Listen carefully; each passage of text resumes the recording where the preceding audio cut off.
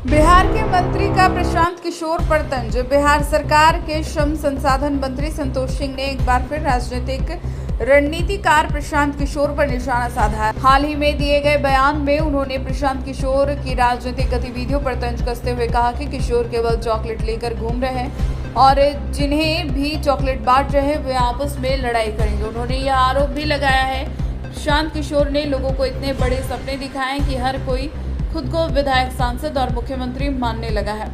संतोष सिंह ने प्रशांत किशोर पर आरोप लगाया कि खास जाति के लोगों को बड़े बड़े सपने दिखा रहे हैं और यहां तक कि जन्नत भेजने की बात कह रहे हैं।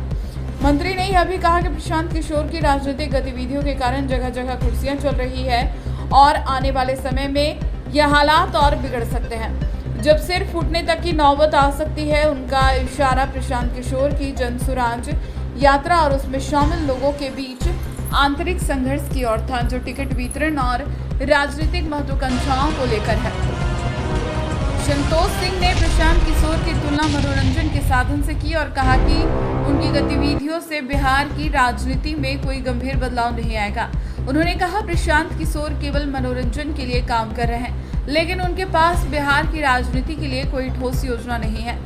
प्रशांत किशोर, जो एक समय देश के प्रमुख राजनीतिक रणनीतिकारों में से एक रहे, अब अपनी जनसुराज यात्रा के जरिए बिहार में नए राजनीतिक विकल्प तैयार करने की कोशिश कर रहे हैं। हालांकि उनके अभियान को लेकर सत्ताधारी दलों में काफी आलोचना और विरोध हो रहा है। संतोष सिंह के इस तंज से स्पष्ट है कि बिहार में प्रशांत किशोर की राजनीतिक गतिविधियों को लेकर गहरा संतोष है। आने वाले दिनों में प्रशांत किशोर की यात्रा और उनकी राजनीतिक महत्वाकांक्षाएं कैसे आकार लेती है, यह देखना दिलचस्प होगा।